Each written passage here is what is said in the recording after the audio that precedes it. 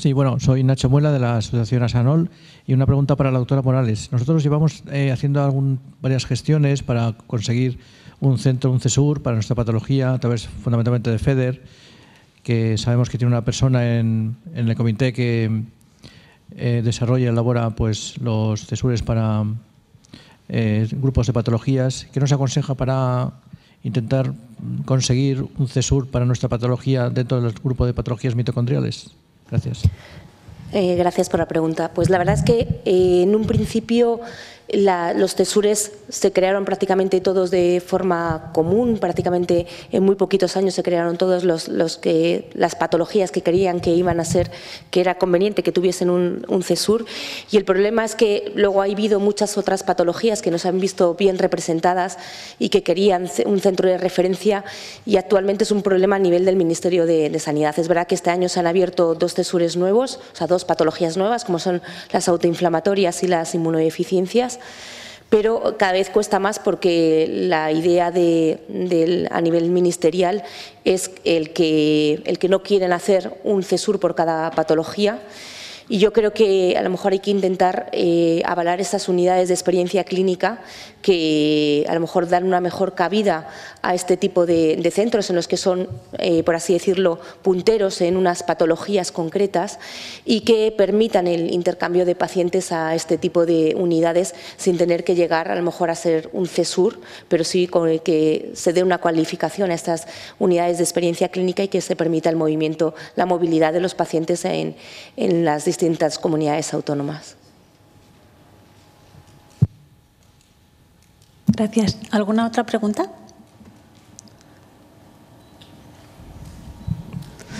Bueno,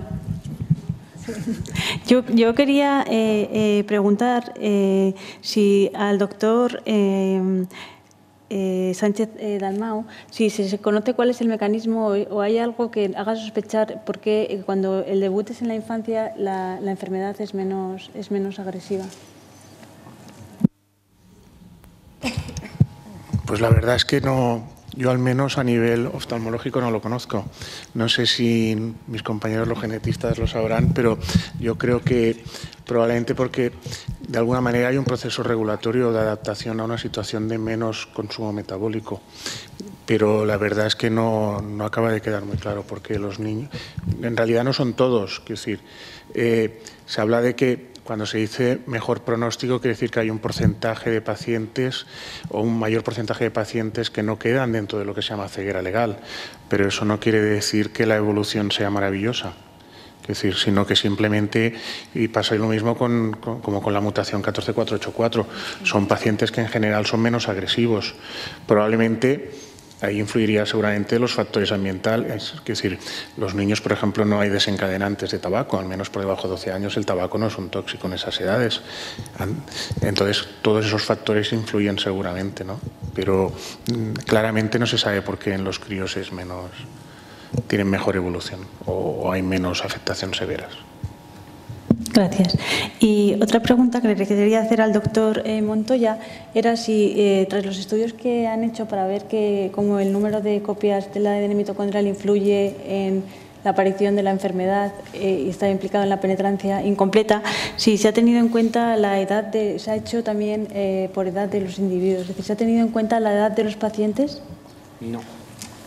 No sé cómo se puede decir. No lo hemos tenido. Simplemente hemos estudiado los portadores en general de las diferentes familias. Esto es curioso porque es una cosa muy generalizada lo que hemos encontrado, pero hay familias que no lo cumplen. De la familia esta grande que tenemos ahora en este momento, cuando vemos los afectados y los no afectados, no hay grandes diferencias de cantidad de DNA mitocondrial. No sabemos muy bien porque no tenemos demasiada información. Como son tantos miembros, no tenemos demasiada información de la familia. Es posible que estén más afectados que lo que realmente pensamos. Cuando tengamos más información podremos sacar algo. Bueno, pues muchas gracias. ¿Alguna otra pregunta? Hola, buenas. Soy Quique Guzmán de la Asociación ASANOL y tenía una duda porque cada vez que se habla de factores genéticos, epigenéticos, factores ambientales, se habla siempre del tabaco. pero como ya se ha marcado, en niños, por ejemplo, ese factor no se tendría en cuenta. ¿Se sabe de algún otro factor epigenético que no sea el tabaco, que esté en común con el resto de los pacientes o que esté en común con las personas con la patología? Bueno, el tabaco yo creo que se ha hecho porque se quiere hacer que no se fume la gente. No, pero se ha visto muy claramente. Con los niños hay que tener en cuenta una cosa. Los niños no fuman, pero no sabemos la familia. No sabemos la familia. Puede estar en un ambiente de humo gravísimo dentro de su casa. O sea, que le puede afectar perfectamente. O yo otro caso que conozco muy llamativo, en los años finales de los 90 o primeros de los 2000, yo creo fue en la época en que en Cuba llamaban el periodo especial, hubo una gran aparición de gente que perdía la visión. Y mandaron a un equipo de Estados Unidos para estudiarles y encontraron muchísimos de ellos que eran portadores de alguna de estas mutaciones primarias y se asoció clarísimamente con una falta de vitaminas, una vitaminosis. Y muchísimos de estos pacientes recuperaron la visión, si no del todo, en gran parte, cuando se les administró las vitaminas. O sea que puede haber muchos más factores que desconocemos y puede haber factores genéticos. De momento no se conoce ninguno. Hace muchos años, al principio, un grupo finlandés dio un factor genético en el cromosoma X que podía explicar un poco la diferencia entre hombres y mujeres, pero no se ha vuelto a encontrar jamás en ningún sitio. Ya se ha dejado hasta de estudiar. Pero puede haber algún factor genético que desconozcamos. También puede haberlo. O sea, puede haber muchísimos tipos de factores que nos están estudiando en este momento.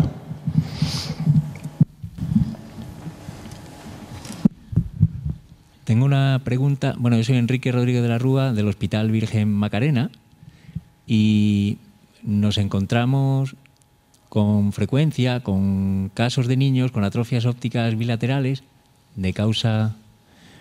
se descartan las mutaciones más habituales en neuropatía óptica de Leber, se descartan también en atrofia óptica dominante, no encontramos algún otro factor infeccioso, etcétera, etcétera. ¿Hay algún criterio para insistir en que se haga un estudio de neuropatía óptica, algún criterio clínico que nos pueda orientar para decir, aparte de antecedentes familiares, decir, oye, hacernos un estudio más completo del genoma? Porque, por ejemplo, en eso encontramos dificultades a veces. ¿Cuándo debemos presionar más? Supongo que la pregunta es para mí o es para el doctor Portela. Para el que me... Hombre, yo creo que seguramente los dos me sabéis... Yo creo que... la verdad es que yo muchos niños no veo. Yo estoy en un hospital que es terciario, pero que es de adultos.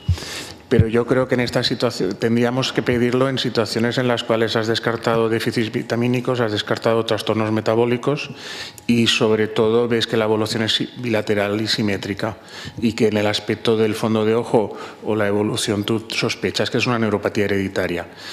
Aunque te salga negativo el estudio de las mutaciones más frecuentes, que es lo que se suelen pedir inicialmente en las situaciones en las cuales tú sigues pensando que es una atrofia óptica de origen hereditario, yo insisto en hacer la secuenciación del DNA mitocondrial, pero también, por otra parte, hay que tener presente que en el estudio del GENOPA solo el 60% te sale positivo. Por lo tanto, tú puedes tener pacientes que sean una atrofia óptica dominante con GENOPA OPA1 negativo y en esas situaciones también tienes que, si lo tienes muy claro, puedes insistir un poquito en que te hagan otra serie de estudios. Luego hay que descartar también otra serie de asociaciones metabólicas, ¿no? Como el Wolfram o otra serie de cosas, ¿no? Entonces ahí es donde hay que seguir insistiendo. Sí, yo quisiera añadir una cosa. Muy curiosamente, de las mutaciones nuevas que estamos encontrando, que he puesto la lista ahí, la gran mayoría han sido en niños. ¿No? Curiosamente, en niños en el que el hospital se ha empeñado, esto es un Leber 100%, nos piden que lo secuenciemos y hemos encontrado mutaciones. Hay muy poquitos adultos que hayamos encontrado con mutaciones nuevas.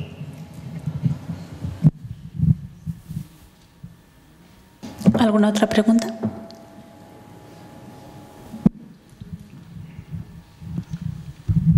Hola, soy Miguel Ángel Martín del 12 de octubre. Muchas gracias a todos por este aspecto tan multidisciplinar de la enfermedad que nos ha servido, para los que somos más del laboratorio, recordar otros aspectos. Y me parecía muy interesante la pregunta de nuestro compañero de pediatría, porque la pregunta que os iba a hacer era un poco en eso. ¿Cuánto había que insistir realmente en hacer la secuenciación del ADN mitocondrial completo cuando se han descartado las mutaciones primarias? Pero bueno, ya creo que lo has respondido un poco. Y ahora dirijo la pregunta un poco a Julio, porque muchas de las mutaciones que he visto que habéis asociado a enfermedades de Leber son mutaciones conocidas y asociadas a otras enfermedades. Entonces me preguntaba si eso es un Leber Plus o más bien un Plus más luego Leber. Bueno, como te digo, la mayoría de ellos son niños, con lo cual todos sabemos que en los niños, a no ser que tengan una enfermedad mitocondrial muy grave, los síntomas están muy difusos o no se ven bien. Entonces, la información que tenemos nosotros al no estar en el hospital es simplemente de LON, no tenemos información de otro tipo. Pero sí que es cierto que hay algunas mutaciones que están descritas asociadas a otras enfermedades. Esto es muy típico mitocondrial, que una misma mutación pueda producir diferentes patologías. Lo que pasa es que en LON siempre nos hemos quedado con las 3 fundamentales y ahí parece que se ha quedado, pero buscando se encuentran. Lo que pasa es que no vamos a mirar de buenas a primeras mutaciones que se han descrito 1 o 2 veces en la literatura. Es más fácil secuenciar todo el DNA y entonces te aparecen.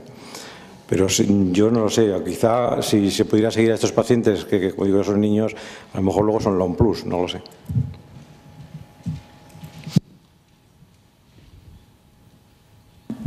Bueno, pues si no hay más preguntas, concluimos esta mesa. Gracias a todos por participar y bueno, pues quedarnos un poco con las ideas que nos han transmitido nuestros ponentes, que son básicamente el crear una red de expertos en la que la experiencia permita identificar a los pacientes de una forma más precoz, que les puede ayudar a manejarlos y no olvidarnos de compartir la información que hemos encontrado para que podamos ir avanzando en estos casos.